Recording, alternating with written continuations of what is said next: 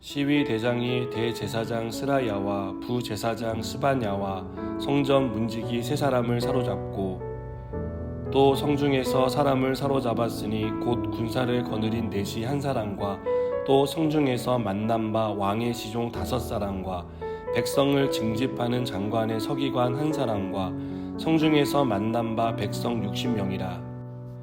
시위 대장 느부사라단이 그들을 사로잡아 가지고 리블라 바벨론 왕에게 나아가매 바벨론 왕이 하맛 땅 리블라에서 다 쳐 죽였더라.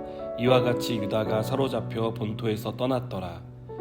유다 땅에 머물러 있는 백성은 곧 바벨론 왕 느부갓네살이 남긴 자라. 왕이 사반의 손자 아이감의 아들 그달리아가 관할하게 하였더라. 모든 군대 지휘관과 그를 따르는 자가 바벨론 왕이 그달리아를 지도자로 삼았담을 듣고 이에 느다니아의 아들 이스마엘과 가레아의 아들 요하난과 느도바 사람 단후벳의 아들 스라야와 마아가 사람의 아들 야하사니야와 그를 따르는 사람이 모두 미스바로 가서 그달리아에게 나아가매 그달리아가 그들과 그를 따르는 군사들에게 맹세하여 이르되 너희는 갈대아인을 섬기기를 두려워하지 말고 이 땅에 살며 바벨론 왕을 섬기라. 그리하면 너희가 평안하리라 하니라. 7월에 왕족 엘리사마의 손자 느다니아의 아들 이스마엘이 부하 10명을 거느리고 와서 그달리아를 쳐서 죽이고 또 그와 함께 미스바에 있는 유다 사람과 갈대아 사람을 죽인지라. 노소를 막론하고 백성과 군대 장관들이 다 일어나서 애굽으로 갔으니 이는 갈대아 사람을 두려워함이었더라. 유다의 왕 여호야긴이 사로잡혀 간지 37년 곧 바벨론의 왕 에윌무로다시 즉위한 원년 12월 그달 27일에 유다의 왕 여호야긴을 옥에서 내놓아 그 머리를 들게 하고 그에게 좋게 말하고 그의 지위를 바벨론에 그와 함께 있는 모든 왕의 지위보다 높이고 그 죄수의 의복을 벗게 하고 그의 일평생에 항상 왕의 앞에서 양식을 먹게 하였고 그가 쓸 것은 날마다 왕에게서 받는 양이 있어서 종신토록 끊이지 아니하였더라. 아멘. 우리는 유다의 멸망을 보면서 잊지 말아야 할 사실이 하나 있습니다. 유다의 멸망은 힘이 없어서 멸망했다는 생각입니다. 이것은 표면적으로 보이는 결과일 뿐입니다. 유다가 멸망한 근본적인 이유는 하나님의 심판입니다. 하나님이 바벨론을 통해 유다를 멸망시키신 것입니다. 바벨론 왕 느부갓네살은 유다를 정복하고 왕족과 귀족들을 바벨론으로 끌고 갔습니다. 그리고 유다 땅에는 비천한 사람들만 남겨둡니다. 반란의 불씨를 제거하기 위한 조치였습니다. 그리고 유다에 남은 사람들에게 완화 정책을 썼습니다. 느부갓네살은 그달리아를 유다 총독으로 세워 저항하는 유다 백성을 설득하기 시작합니다. 그달리아는 유다의 멸망이 하나님에 의해 이루어졌다는 예레미야의 말을 믿는 사람이었습니다. 그래서 저항하는 백성들에게 바벨론에 항복할 것을 종용했습니다. 그러나 이 말에 격분한 이스마엘은 그달리아를 죽이고 애굽으로 도망갑니다.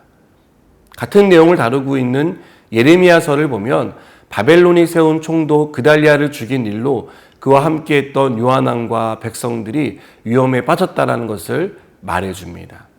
그때 요하난은 자신을 따르는 사람들과 함께 예레미야를 찾아가 이 상황을 어떻게 해야 할지 하나님의 뜻을 묻습니다.